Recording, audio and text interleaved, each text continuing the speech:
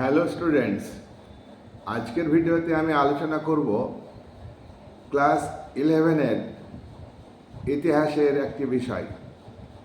তোমরা জানো 2024 সাল থেকে ক্লাস 11-এর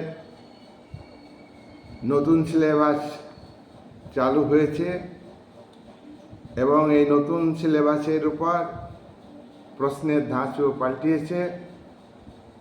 এমসিকিউ কোশ্চেনের অ্যান্সার দিতে হবে, তার জন্য ইতিহাসের টপিকের উপর সিলেবাসের উপর তোমাদের সুন্দরভাবে কনসেপ্ট নিতে হবে।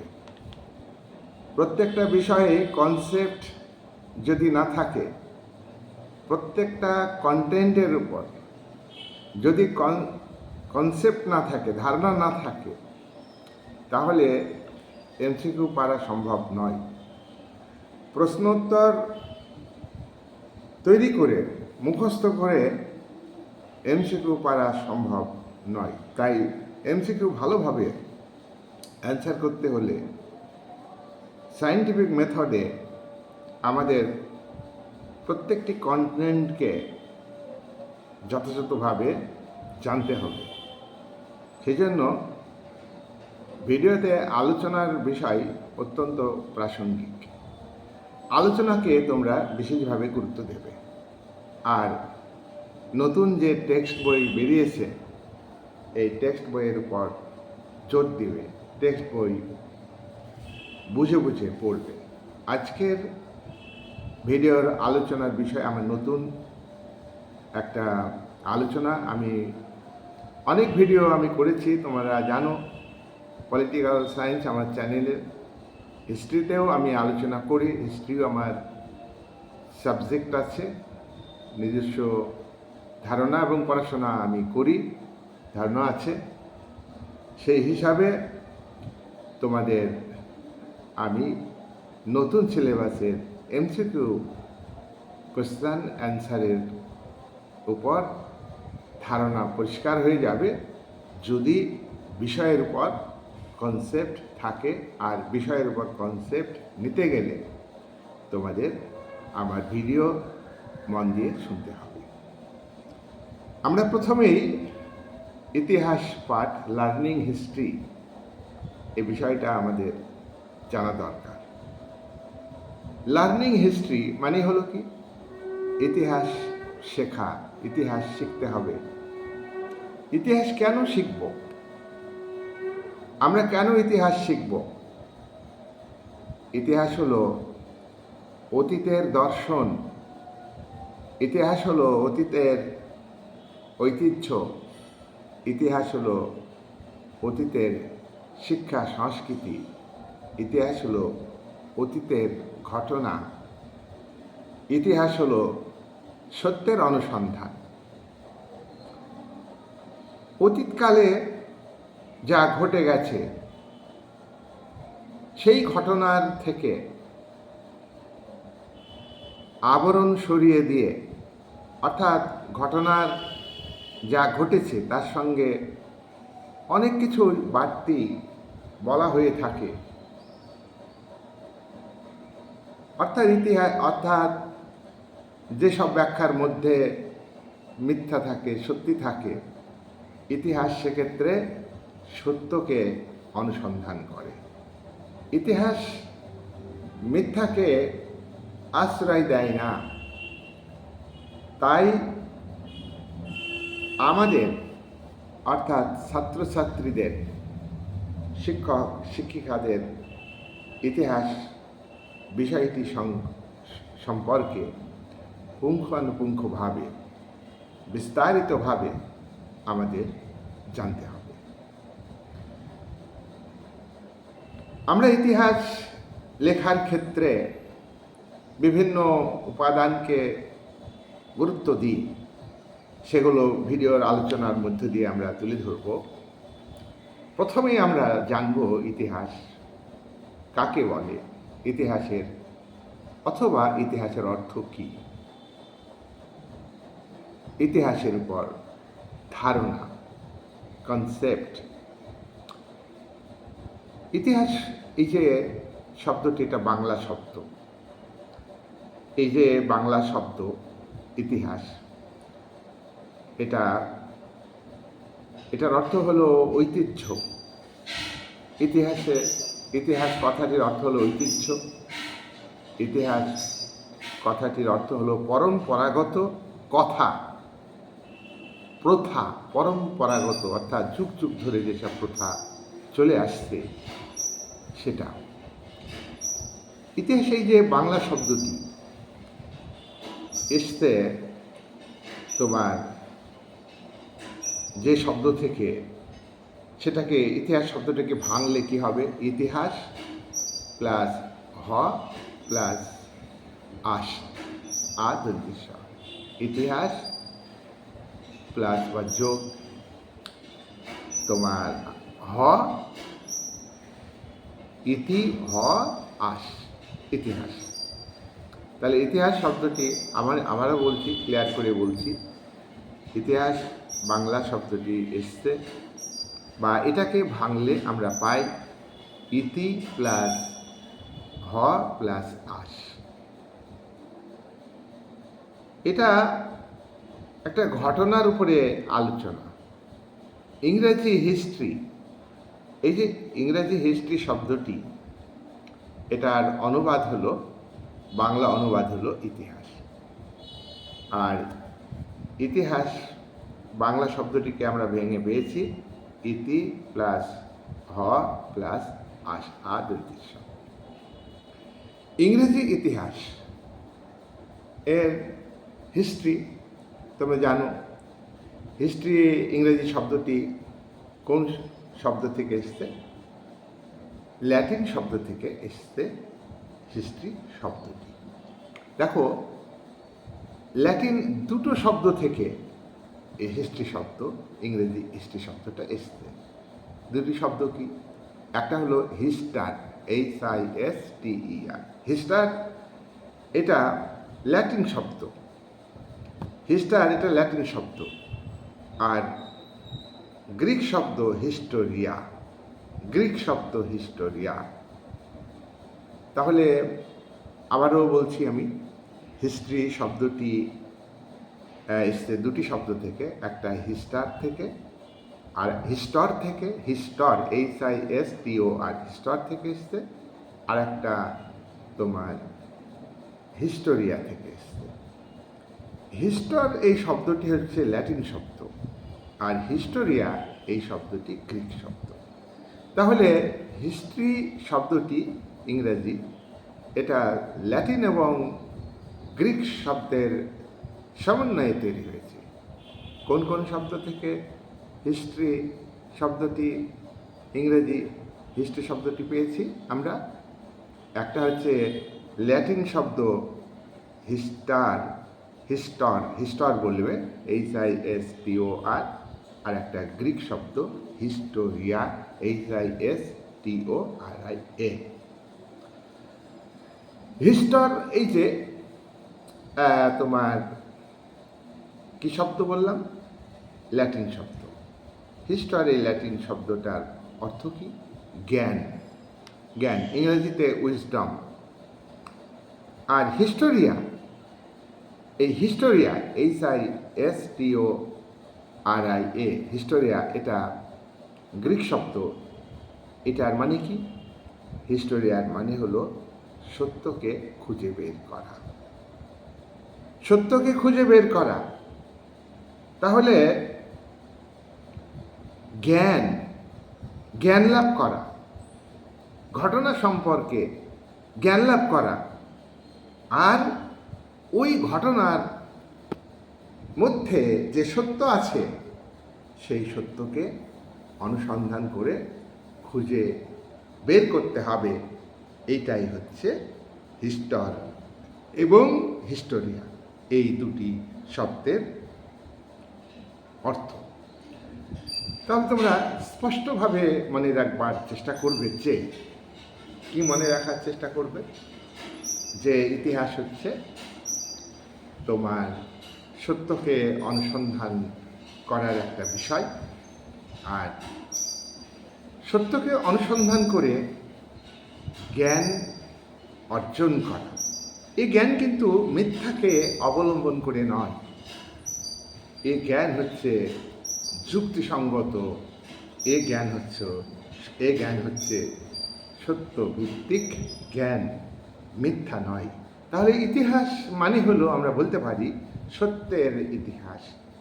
ঘটনা ঘটেছে, প্রকৃতপক্ষে কি ঘটেছে সেই ঘটনাকে বিভিন্ন জন বিভিন্ন দৃষ্টিকোণ থেকে বিশ্লেষণ করেন। তার মধ্যে সত্য থাকে, অসত্য থাকে, যুক্তিসঙ্গত বিষয় থাকে, আবার অযৌক্তিক বিষয়ও থাকে। এক্ষেত্রে ইতিহাস তোমার যথাযথভাবে সেই বিষয়কে বিশ্লেষণ করে সে বিষয়ে তথ্য সংগ্রহ করে সত্যের অনুসন্ধানের ভিত্তিতে সঠিকভাবে জ্ঞান অর্জন করবে। এটাই হলো ইতিহাস বা হিস্ট্রি। এবার আমরা আলোচনা করব ইতিহাস এর সংজ্ঞার ব্যাপারে। দেখো, যে কোনো বিষয়ে সংজ্ঞার ব্যাপারে বিভিন্ন জন বিভিন্নভাবে সংজ্ঞা দেন, সেই জন্যে সংজ্ঞার ক্ষেত্রে বিভিন্নতা থাকে। একজন পণ্ডিত তিনি সংজ্ঞা দিয়েছেন, তার সংজ্ঞার সঙ্গে অন্য একজন পণ্ডিতের সংজ্ঞার একটু গরমিল থাকতে পারে, অমিল থাকতে পারে। তাই ইতিহাসের সংজ্ঞার ক্ষেত্রে আমরা একটা নির্দিষ্টভাবে যে সংজ্ঞা সেটা দেওয়ার ক্ষেত্রে একটা বিতর্ক আছে, বাদানুবাদ আছে। সেটা আমরা প্রত্যেকজনের যে বক্তব্য, সেই বক্তব্যের মধ্যে কতটা সত্য নিহিত আছে তার উপরে ভিত্তি করে আমরা ইতিহাসের সংজ্ঞা দেব। তোমরা আগে থেকে জানো, আমার ধারণা, যে ইতিহাসের জনক কে। ইতিহাসের জনক হেরোডোটাস। এই যে হেরোডোটাস, তিনি ইতিহাস কাকে বলে সে বিষয়ে কি বলেছেন? হেরোডোটাস ইতিহাস সম্পর্কে বলেছেন যে ইতিহাস হলো দর্শনের একটি শাখা। তোমরা যেমন পলিটিক্যাল সায়েন্স পড়বে, রাষ্ট্রবিজ্ঞান পড়বে, সেখানে তোমরা দেখবে যে সমাজবিজ্ঞানের একটা শাখা হলো রাষ্ট্রবিজ্ঞান। তেমনি ইতিহাস পড়ার ক্ষেত্রে আমরা জানি যে ইতিহাস হচ্ছে একটা সমাজবিজ্ঞানের শাখা। সোশ্যাল সায়েন্স এটা একটা বড় বিষয়। এই বিষয়ের সোশ্যাল সায়েন্সের বিষয়ের অর্থনৈতিক দিক আছে, ঐতিহাসিক দিক আছে, সামাজিক দিক আছে, রাজনৈতিক দিক আছে। তো অর্থনৈতিক দিক নিয়ে সমাজবিজ্ঞানের যে শাখা আলোচনা করে অর্থবিজ্ঞান, ঐতিহাসিক দিক নিয়ে সমাজবিজ্ঞানের যে শাখা আলোচনা করে সেটাই হলো ইতিহাস। এখানে হেরোডোটাস বলেছেন যে ইতিহাস দর্শনের একটা শাখা, দর্শনও কিন্তু সমাজবিজ্ঞানের একটা শাখা। তাহলে আমরা একথা বলতে পারি, এটা হলো হেরোডোটাসের বক্তব্য। আমরা হেরোডোটাসের বক্তব্যকে গ্রহণ করব একটা দার্শনিক চিন্তাভাবনাটা সঠিক বিশ্লেষণ করা ইতিহাসকে। সেক্ষেত্রে আমরা বলতে পারি যে ইতিহাস হচ্ছে ফিলোসফির একটা শাখা। এই বক্তব্য তুলে ধরেছেন কে? ইতিহাসের জনক হেরোডোটাস। নেক্সট আমরা আরেকজনের বক্তব্য তুলে ধরব। তিনি কে? তিনি হলেন E.H. স্কাট। ইনি ঐতিহাসিক, আবার ইনি হলেন একজন আন্তর্জাতিক বিশেষজ্ঞ। E.H. স্কাট মানে আন্তর্জাতিক ক্ষেত্রে তার বই আছে লেখা, 20 Years Crisis, 1939 সালে তিনি এই বইটা লিখেছেন। তিনি এখানে যে বিষয়টা লিখেছেন তিনি তার বই হোয়াট ইজ হিস্ট্রি। E.H. স্কাট CARR E.H. স্কাট হোয়াট ইজ হিস্ট্রি গ্রন্থে ইতিহাসের সংজ্ঞা দিয়েছে। সেই সংজ্ঞাটি হল ঐতিহাসিক এবং সংগৃহীত তথ্যের অবিচ্ছেদ্য ক্রিয়া প্রতিক্রিয়ার প্রতিক্রিয়া। কি বললাম? ঐতিহাসিক এবং যেসব তথ্য সংগ্রহ করা হয় তার সঙ্গে যুক্ত ক্রিয়া প্রতিক্রিয়াই হলো ইতিহাস। তথ্য সংগ্রহ করা হলো, তথ্যের সঙ্গে যুক্ত কাজ, তথ্যের সঙ্গে যুক্ত ক্রিয়া এবং তার প্রতিক্রিয়া, তার পাল্টা আলোচনা, তর্ক বিতর্ক। তথ্য নিয়ে তর্ক বিতর্ক হতে পারে, এটা সঠিক না এটা বেঠিক। তাহলে এই যে অতীতের একটা অফুরন্ত বাদানুবাদ, অতীতে একজন বলবেন যে এটা ছিল, আরেকজন বলবে না ওটা ছিল না, আরেকটা নতুন বিষয় ছিল, সে আরেকটা নতুন দিক তুলে ধরবে। তা বাদানুবাদ, এটা বিতর্ক, ডিবেট। তাহলে ইতিহাস হচ্ছে একটা ডিবেট। ইতিহাস হচ্ছে তথ্য সংগ্রহের একটা মাধ্যম। তথ্য সংগ্রহের সঙ্গে যুক্ত যে সমস্ত কাজ সেগুলি খুবই গুরুত্বপূর্ণ। এই সমস্ত বক্তব্য হোয়াট ইজ হিস্ট্রি, ইতিহাস কি গ্রন্থে E.A. স্কার তুলে ধরেছেন। নেক্সট আমরা ইতিহাসের সংজ্ঞার ক্ষেত্রে আরেকজনের বক্তব্য তুলে ধরব। তিনি খুব পরিচিত, তোমরা ক্লাস 10-এ পড়েছ বহু জায়গায়। মহাবিদ্রোহের বা সিপাহী বিদ্রোহের উপর তার বক্তব্য আছে, তার স্টেটমেন্ট আছে। তিনি হলেন তোমার আরসি মজুমদার, রমেশচন্দ্র মজুমদার। রমেশচন্দ্র মজুমদার বলেছেন যে ইতিহাস হলো মানব সমাজের অতীতের কাজের বিবরণী।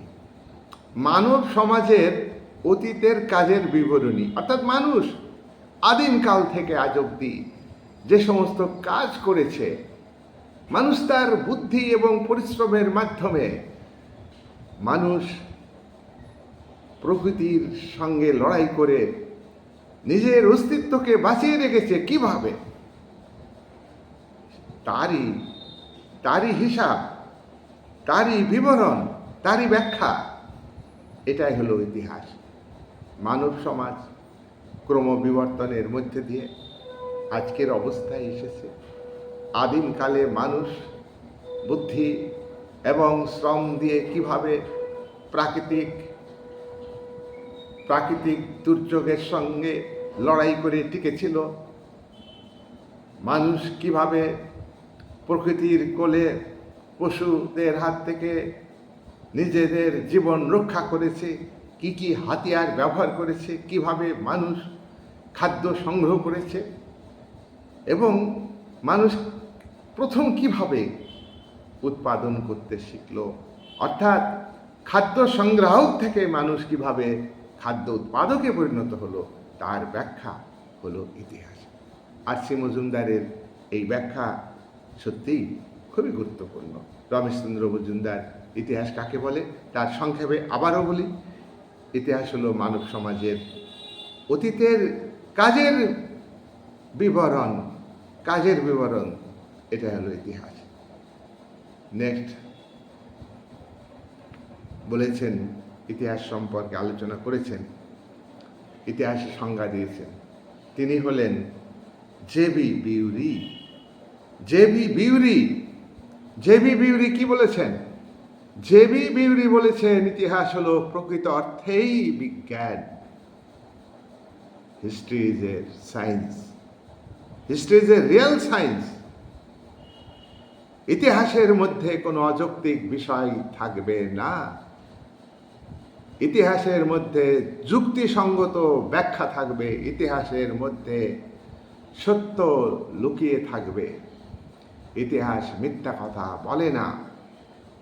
ইতিহাস বিষয়টা সত্যকে অনুসন্ধান করে, সত্যের উপর জ্ঞান অর্জন করাই হলো ইতিহাস।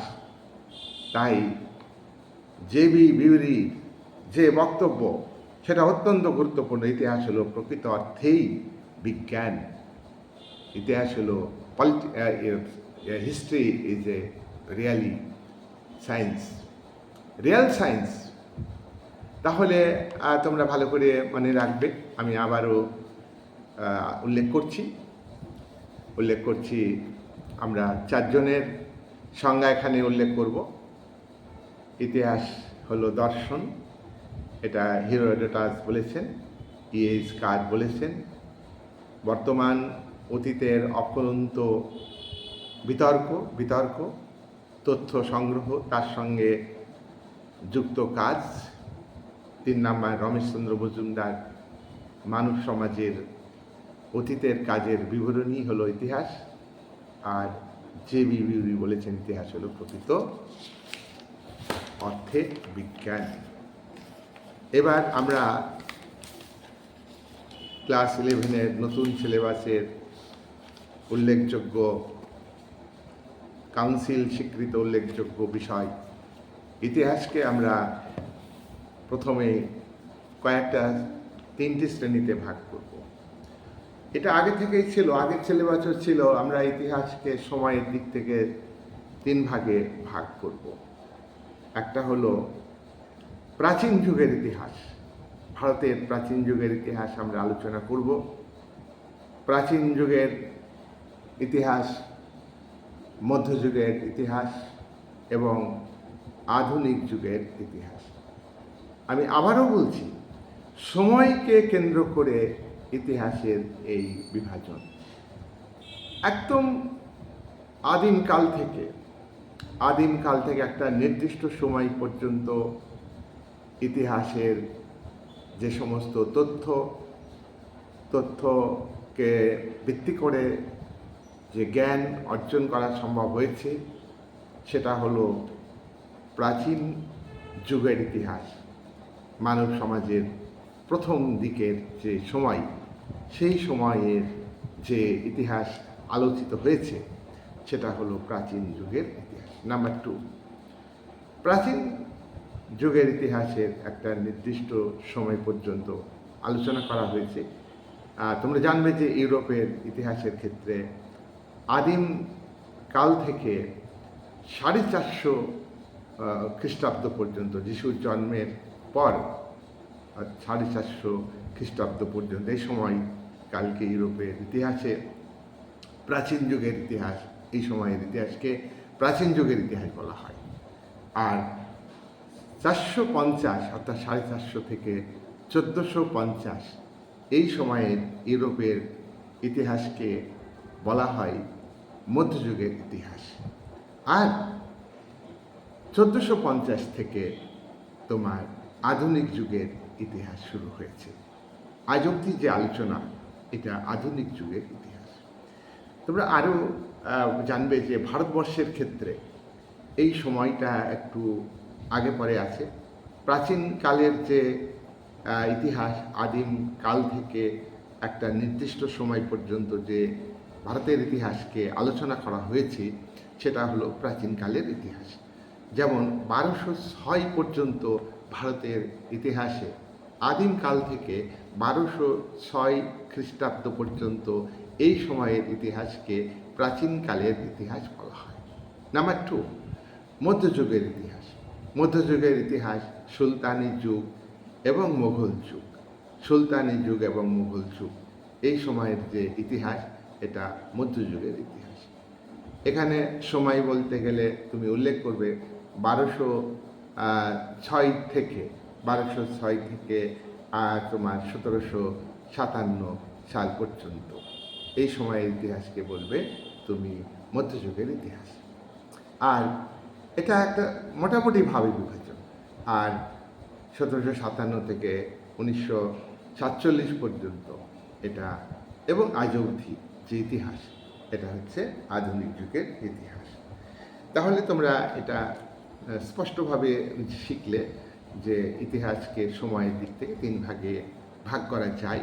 নাম্বার 1, প্রাচীন যুগের ইতিহাস। নাম্বার 2, মধ্যযুগের ইতিহাস।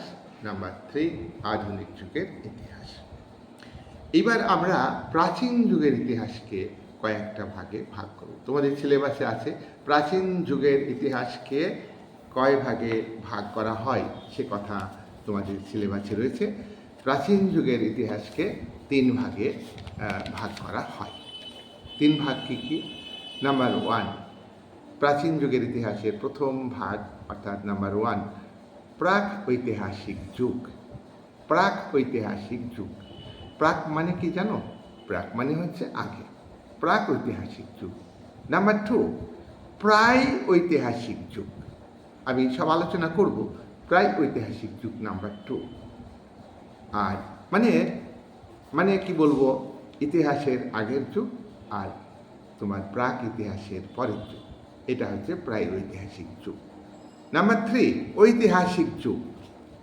ঐতিহাসিক যুগ এটা হচ্ছে 3 নম্বর। আবারও বলছি, প্রাক ঐতিহাসিক যুগ, প্রায় ঐতিহাসিক যুগ, নাম্বার 3 ঐতিহাসিক যুগ। প্রথমেই আমরা প্রাক ঐতিহাসিক যুগ বলবো, প্রি হিস্ট্রি। প্রাক ঐতিহাসিক যুগের অর্থ কী? যে সময়ে ইতিহাস রচনার ইতিহাস লেখার যে বিবরণ সেটা লিখিত অবস্থায় ছিল না, লেখা ছিল না। ইতিহাস লেখার জন্য যে বিবরণ, যে আলোচনা, সেই আলোচনা কিন্তু মুখোমুখি ছিল, আলোচনা কিন্তু লেখা অবস্থায় পাওয়া যায়নি। অর্থাৎ যে পর্বে, যে সময়ে প্রাকৈতিহাসিক নিয়ে আমি আলোচনা করছি, যে পর্বে বা যে সময়ে মানুষ লিপি ব্যবহার করতে জানতো না, লিপি বা বর্ণ মানে তোমরা জানো অক্ষর, ইংরেজি লেটার বলে, এই লেটার, অক্ষর, বর্ণ ব্যবহার করতে পারতো না, তাহলে এই সময়ের ইতিহাসকে তোমরা কি বলবে? প্রাক ঐতিহাসিক যুগ। প্রাক ঐতিহাসিক যুগ ইংরেজিতে কি বলে? Pre history.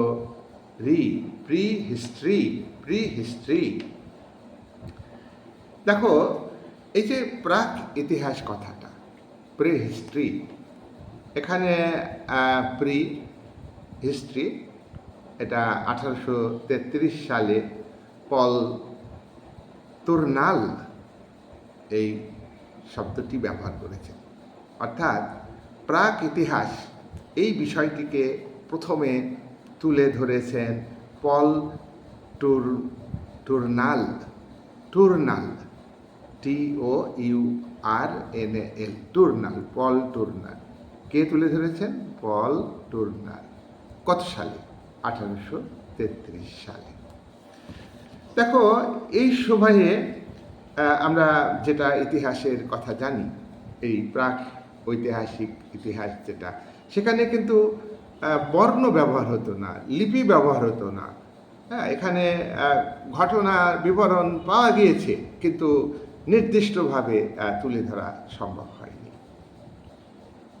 প্রাক হিস্ট্রি অর্থাৎ প্রি হিস্ট্রি, প্রাক ঐতিহাসিক যুগ, এটা সময়ের দিক আমরা উল্লেখ করব। এটা তোমার কোন সময়ে এটা উল্লেখ ছিল? দেখো, প্রাক ঐতিহাসিক যুগ অর্থাৎ প্রাক ঐতিহাসিক যুগের সময় হচ্ছে আজ থেকে তোমার 20 লক্ষ বছর আগে, 20 লক্ষ বছর আগে এই বিষয়টি আলোচনা শুরু হয়েছে।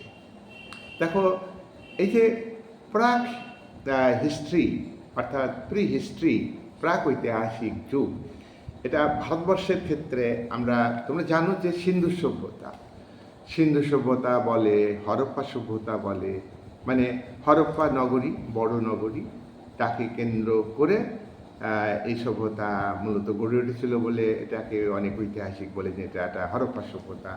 আবার সিন্ধু নদের পাশে এই সভ্যতা গড়ে উঠেছিল বলে একে হরপ্পা তোমার সিন্ধু সভ্যতা বলা হয়।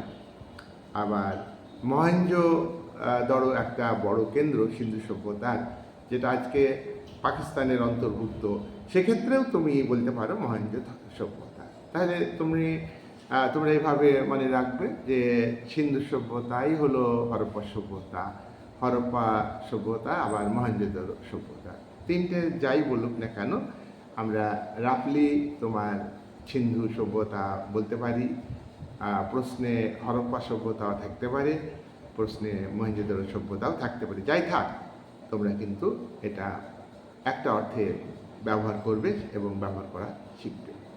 দেখো, ভারতবর্ষের অবিভক্ত ভারত, আজকে যেটা পাকিস্তানের মধ্যে আজকে সিন্ধু সভ্যতা অন্তর্ভুক্ত, কিন্তু এটা অবিভক্ত ভারতের মধ্যে ছিল প্রাচীনকালে।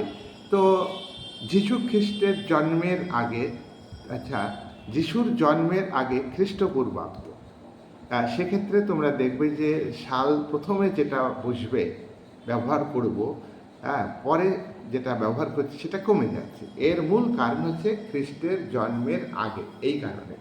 আর খ্রিস্টের জন্মের পরে যে সালগুলো আমরা ব্যবহার করব, দেখবে যে একটা রাজত্ব শুরুটা আর শেষটার মধ্যে যেটা প্রথমে যেটা সেটা কম, আর পরে যেটা সেটা বেশি।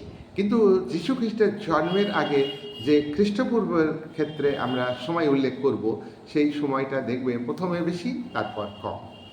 এটা আলোচনার মধ্যে দিয়ে আরও তোমাদের আমি ক্লিয়ার করে দিতে চাই। আর তোমাদের একটা কথা কি, যে শতকের ব্যবহার, সালের ব্যবহারের একটা হিসাব আছে। তোমার শতকটার আগের সময় হলো সালটা ব্যবহার করতে হবে। যেমন তোমরা 19 শতক ব্যবহার করো, 19 শতক বা ঊনবিংশ শতক, সেখানে 1800 থেকে শুরু করে 1899।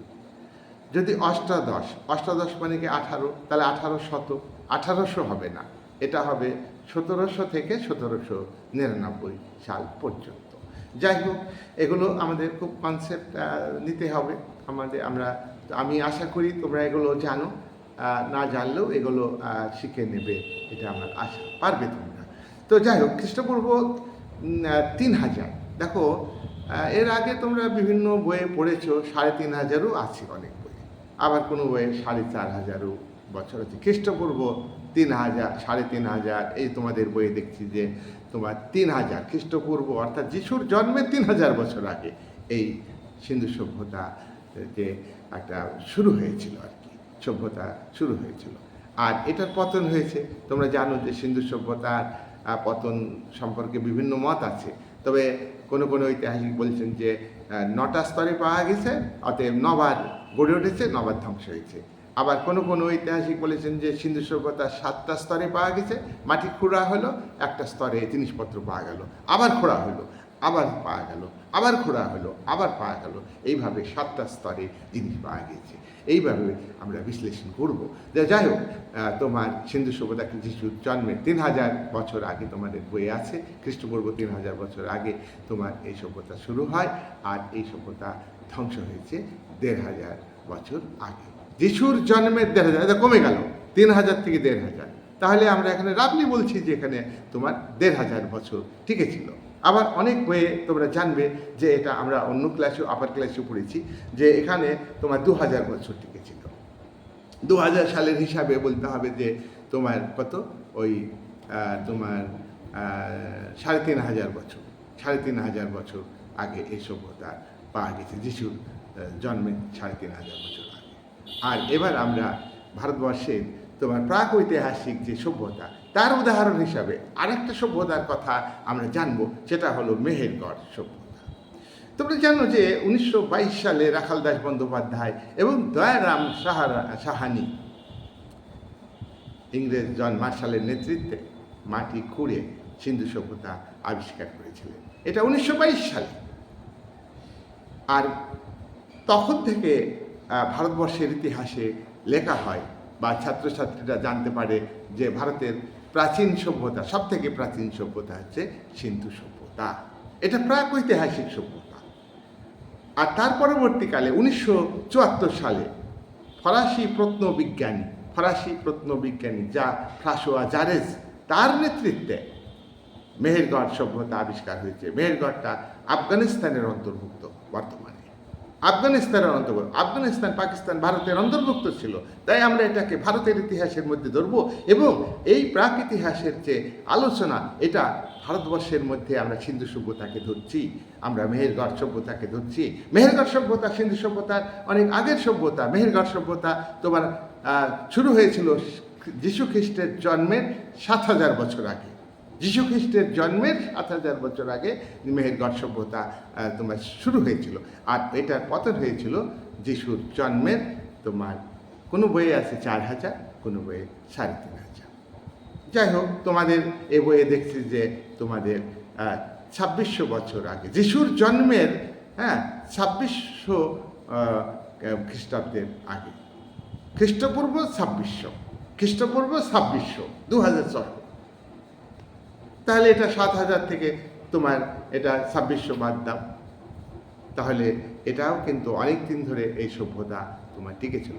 তাহলে আমরা সময়ের দিক থেকে আমরা দেখব প্রাক ঐতিহাসিকের মধ্যে মেহেরগড় সভ্যতা কিন্তু সিন্ধু সভ্যতার আগের সভ্যতা। যিশুর জন্মের 7,000 বছর আগে যে সভ্যতা তৈরি হয়েছিল, আর যিশুর জন্মের 3,500 বছর আগে যে সভ্যতা তৈরি হয়েছিল সেটা হলো সিন্ধু সভ্যতা। যিশুর জন্মের 7,000 বছর আগে হচ্ছে মেহেরগড় সভ্যতা। তাহলে তোমরা একটা হিসাব করে নাও যে সিন্ধু সভ্যতা আগে না মেহেরগড় সভ্যতা আগে? সিন্ধু সভ্যতা আগে নয়, মেহেরগড় সভ্যতা প্রাচীনের দিক থেকে। তাই 1974 সালের পর থেকে ভারতের ইতিহাসে ধরা হয় যে ভারতের সব থেকে প্রাচীন সভ্যতা হচ্ছে মেহেরগড় সভ্যতা। কিন্তু খেয়াল করে দেখবে যে বহু বইয়ে এটা ভুল লেখা হতো। আমরাও পড়েছি 77-78 পড়েছি যে ভারতের সব থেকে প্রাচীন সভ্যতা সিন্ধু সভ্যতা। আমরা ভুল করেছি। তাই এটা আমাদের খেয়াল রাখতে হবে। আমাদের ইতিহাস মানে এটা মিথ্যার আবরণ দিয়ে ঢাকা বিষয় না। এটা হলো সত্যের অনুসন্ধানের সাবজেক্ট। সত্য অনুসন্ধান করব, আমরা সঠিকভাবে জানব। তাহলে আমরা এই কথা আমরা আলোচনা করব ভারতের ইতিহাসে। আমি আলোচনা শেষ করব প্রাক ঐতিহাসিক যুগের যে আলোচনা। আমরা প্রাচীন যে ইতিহাস ভারতবর্ষের প্রাচীন যে ইতিহাস, সেই ইতিহাসকে বা গোটা পৃথিবীর পৃথিবী প্লাস ভারতবর্ষ, এই যে ইতিহাস প্রাক ঐতিহাসিক যুগের ইতিহাস, সেখানে আমরা ভারতের দুটো সভ্যতার কথা উল্লেখ করেছি প্রাক ঐতিহাসিক যুগের আলোচনা। প্রাক ঐতিহাসিক যুগের আমাদের প্রাক ঐতিহাসিক যুগের উপাদান আমরা উল্লেখ করব, সমাপ্ত করব। প্রাক ঐতিহাসিক যুগের উপাদান কি? লিপির সাহায্যে প্রাক ঐতিহাসিক যুগ সম্পর্কে জানা যায়। লিপি মানে অক্ষর। এখানে প্রত্নতাত্ত্বিক কাদের বলা হয়? যারা মাটি খুঁড়ে মাটির তলা থেকে ধ্বংসাবশেষ আবিষ্কার করেন এবং মাটির উপরে ধ্বংস হয়ে যাওয়ার পরে যে অবশিষ্টটুকু আছে তা নিয়ে আলোচনা করেন এবং এই আলোচনার ভিত্তিতে ইতিহাস লিখেন। তারা হলো প্রত্নবিজ্ঞানী। অর্থাৎ একটা সভ্যতার একটা বিষয়ে ধ্বংসাবশেষ, সেই ধ্বংসাবশেষ থেকে আলোচনা করে এই ইতিহাস লেখা হয়। এদেরকে বলা হচ্ছে, যারা লেখেন তারা হলো প্রত্নবিজ্ঞানী। তাহলে এখানে ইতিহাস লেখার লিখিত উপাদান পাওয়া যায়নি। আমরা আগেই বলেছি লিখিত উপাদান নেই প্রাক ঐতিহাসিক যুগের ইতিহাসে। এখানে বর্ণ বা অক্ষর ব্যবহার করা হতো না। তাহলে উপাদান কি? উপাদান হচ্ছে তোমার ধ্বংসাবশেষ, ধ্বংস হয়ে যাওয়ার পরে যে অবশিষ্ট আছে সেটুকু নিয়ে আলোচনা, সেটুকু নিয়ে গবেষণা করা, তার ভিত্তিতে ইতিহাস লেখা হয়। এখানে কিন্তু জল মেশানো থাকে না সাহিত্যিক উপাদানে। অর্থাৎ সাহিত্য উপাদানে অনেক সময় মিথ্যা কথা থাকতে পারে, কিন্তু একটা মুদ্রা, একটা লিপিতে লেখা আছে সেটা তো মিথ্যা কথা হবে না। তার ভিত্তিতে ইতিহাস লেখা হয়েছে। এটা অনেকটাই সত্যের উপর ভিত্তি করে ইতিহাস লেখা হয় প্রাক ঐতিহাসিক যুগে। তাহলে আমরা জানলাম প্রাক ঐতিহাসিক যুগের ইতিহাস লেখার উপাদান। এবার আমরা আলোচনা করব প্রাক ঐতিহাসিক যুগের বিভাজন। খুব সোজা, তোমরা ছোটবেলাতে জানো প্রাক ঐতিহাসিক যুগের ইতিহাসকে 3 ভাগে ভাগ করা যায়। প্রাক ঐতিহাসিক যুগের ইতিহাস একটা একটা প্রস্তর পাথর ভিত্তিক ইতিহাস। এটাকে 3টি ভাগে। আদিমকালে মানুষ কিন্তু নিরাপত্তার স্বার্থে খুব প্রথমে একেবারে প্রথমে গাছের ডাল ব্যবহার করত জীবনের নিরাপত্তা রক্ষার জন্য। তারপরে তারা পাথর ব্যবহার করেছে প্রাগৈতিহাসিক যুগের, তারা পাথর ব্যবহার করেছে। প্রাগৈতিহাসিক যুগকে আমরা তিনটি ভাগে ভাগ করব। কটা ভাগে ভাগ করব? 3 ভাগে ভাগ করব। প্রাগৈতিহাসিক যুগটা এখানে শিখে নাও। প্রাগৈতিহাসিক যুগটা পাথরের যুগ, স্টোনের যুগ। এই পাথরের যুগকে আবার 3টি ভাগে ভাগ করা হয়েছে। 1 নম্বর ভাগ কি? খেয়াল করো, প্রাচীন প্রস্তর যুগ। প্রাচীন প্রস্তর যুগ, প্রস্তর মানে পাথর। এই যে প্রাচীন প্রস্তর যুগ আনুমানিক খ্রিস্টপূর্ব 20 লক্ষ বছর আগে থেকে এটা চালু হয়েছে। খ্রিস্টপূর্ব যিশুর জন্মের 20 লক্ষ বছর আগে থেকে 10,000 বছর পর্যন্ত এই সময়কাল হচ্ছে প্রাচীন প্রস্তর যুগের সময়। প্রাচীন প্রস্তর যুগের সময় আমারও বলছি কত বছর আগে থেকে, মানব সভ্যতার কত বছর আগে থেকে? 20 লক্ষ বছর আগে থেকে। 20 লক্ষ বছর আগে থেকে, যিশুর জন্মের 20 লক্ষ বছর আগে থেকে 10,000 বছর 20 লক্ষ বছর আগে থেকে, যিশুর জন্মের 20 লক্ষ বছর আগে থেকে 10,000 পর্যন্ত এই সময়কাল হচ্ছে প্রাচীন প্রস্তর যুগ। এটা প্রাগৈতিহাসিক যুগের প্রথম বিভাজন। আর পাথরের ব্যবহার এখানে হতো। পাথরের ব্যবহার হাত কুঠার তৈরি করত, ভারী পাথর ব্যবহার করত, এবড়ো খেবড়ো পাথর ব্যবহার করত। খুব একটা ধারালো অস্ত্র তারা প্রাচীন প্রস্তর যুগের মানুষ ব্যবহার করতে পারত না। মধ্যপ্রস্তর যুগ দেখো, প্রাচীন প্রস্তর যুগের ইতিহাস শেষ হয়েছে 10,000 খ্রিস্টপূর্বাব্দ পর্যন্ত, যিশুর জন্মের 10,000 বছর আগে। তাহলে মধ্যপ্রস্তর যুগ শুরু হবে কি 10,000 বছর, খ্রিস্টপূর্ব 10,000 বছর থেকে।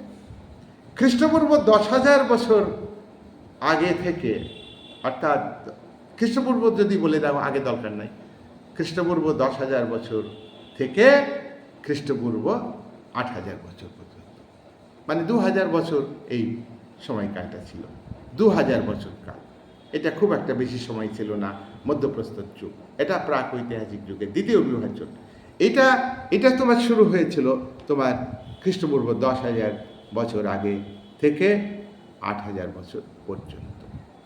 এই সময়ে যুগে মানুষ, অর্থাৎ মধ্যপ্রস্তর যুগের মানুষ বাটালি, শাসনি, ব্লেড এই সমস্ত ব্যবহার করত পাথর দিয়ে। পাথর ব্যবহার করে এগুলো তৈরি করত, ব্লেড তৈরি করত, বাটালি তৈরি করত। তারপরে তোমার প্রাগৈতিহাসিক যুগের শেষ বিভাজন, এটা হলো নব্যপ্রস্তর যুগ। তাহলে মধ্যপ্রস্তর যুগ শেষ হয়েছে যিশুর জন্মের 8,000 খ্রিস্টপূর্বাব্দে, যিশুর জন্মের আগে 8,000 বছর আগে। তাহলে নবপ্রস্তর যুগ যিশুর জন্মের 8,000 বছর থেকে শুরু হয়েছে। যিশুর জন্মের আগে 8,000 বছর থেকে শুরু হয়েছে। যিশুর জন্মের 8,000 বছর আগে থেকে নবপ্রস্তর যুগ শুরু হয়েছে। এই যুগ চলেছে 4,000 বছর পর্যন্ত। যিশুর জন্মের 4,000 বছর পর্যন্ত চলেছে। এই সময় কুঠার, কাস্তে, হাতুড়ি এগুলো সব অস্ত্র তৈরি করতে মানুষ শিখে গেছে। যাই হোক, আমি আলোচনা আজকে শেষ করব। আজকে আমরা 3টি যুগ প্রথমে আমরা আলোচনা করেছি, যে ইতিহাসকে 3 ভাগে ভাগ করা যায়। একটা হচ্ছে প্রাচীন যুগের ইতিহাস, আর একটা মধ্যযুগের ইতিহাস, আর একটা হচ্ছে আধুনিক যুগের ইতিহাস। প্রাচীন যুগের ইতিহাসের আবার আমরা বিভাজন করেছি তোমার 3টি ভাগে। প্রাক ঐতিহাসিক যুগ, 2 হচ্ছে প্রায় ঐতিহাসিক যুগ, 3 হচ্ছে ঐতিহাসিক যুগ। আমরা প্রাক ঐতিহাসিক যুগের আলোচনা অনেকটাই করে ফেলেছি। তোমাদের এই ভিডিও অত্যন্ত গুরুত্বপূর্ণ। প্রাক ঐতিহাসিক যুগের উপাদান, প্রাক ঐতিহাসিক যুগের আবার 3টি ভাগ, প্রাচীন প্রস্তর যুগ, মধ্যপ্রস্তর যুগ আর নব্যপ্রস্তর যুগ, এগুলো আমরা আলোচনা করলাম। পরবর্তী ভিডিওতে আমি পরে থেকে আলোচনা করব। আমরা প্রাক ঐতিহাসিক যুগ, তোমার প্রাক ঐতিহাসিক যুগের একটা আইডিয়া আমরা পেলাম। এবার আরও আমাদের প্রাক ঐতিহাসিক যুগের যে 3টি ভাগ, প্রাচীন প্রস্তর যুগ, তার একটু বিস্তারিত আলোচনা করব পরের ভিডিওতে। মধ্যপ্রস্তর যুগের, অর্থাৎ এটাও প্রাক ঐতিহাসিক যুগের আলোচনা, এটাও কিছুটা আমি আরেকটু বিস্তারিত আলোচনা করব, পরীক্ষায় আসবে যেহেতু এমসিকিউ। বিস্তারিত আলোচনা ছাড়া তোমরা এমসিকিউ পারবে না। এমসিকিউ আমিও বারবার বলছি, তোমরা প্রশ্নোত্তরের বই না পড়ে তুমি টেক্সট বইটাকে ভালো করে পড়ে বুঝে আলোচনা করো, আমার ভিডিও শোনো, তাহলে তোমরা কিন্তু সব এমসিকিউ পেরে যাবে। আর নব্যপ্রস্তর যুগ, এই তাহলে প্রাচীন প্রস্তর যুগ, না মধ্যপ্রস্তর যুগ আর প্রস্তর যুগ, এই 3টি প্রস্তর যুগের একটু বিবরণ পরবর্তী ভিডিওতে আলোচনা করব। তারপরে আমরা তোমার প্রায় ঐতিহাসিক যুগের আলোচনাটা আমরা শুরু করব। স্টেপে স্টেপে মনে রাখবার চেষ্টা করবে। এই বলে আজকের আলোচনা এখানে শেষ করলাম। যারা আজকে আমার এই ভিডিও শুনবে তারা অনেকেই নতুন শুনবে, তাদের কাছে আমার একটা আবেদন যে সাবস্ক্রাইব করবে, শেয়ার করবে, লাইক করবে। এই বলে আজকের এই ভিডিওতে আলোচনা আমি শেষ করছি। পরবর্তী ভিডিও আমি কন্টিনিউয়াসলি দিতে থাকবো, তোমরা দেখতে থাকবে। আলোচনা মানে যদি বুঝতে পারো আর বই পড়ো, এমসিকিউতে তোমরা কিন্তু 100% অ্যান্সার দিতে পারো। হ্যাঁ, নতুন সিলেবাস, বইয়ের বাইরে প্রশ্ন হবে না, এটা আমরা ধরে নিতে পারি। আমি বহুদিন ধরে পড়াচ্ছি, এগুলো কিন্তু আগের সিলেবাসও ছিল, আগে 11 ছিল, বিভিন্ন ক্লাসে ছিল, এগুলো একদম যে নতুন তা না। তোমাদের ভালো লাগবে, তোমাদের নার্ভাস হওয়ার কোনো কারণ নাই যে নতুন সিলেবাস, নতুন প্রশ্নের ধাঁচ। এমসিকিউ করার তো অভ্যাস তোমাদের আছেই, আগে থেকেই আছে। সুতরাং আজকের আলোচনা আমি এখানে শেষ করছি। তোমরা ভালো করে ভিডিওটা একাধিকবার দেখবে এবং বোঝার চেষ্টা করবে, এই বলে আমি আলোচনা শেষ করলাম।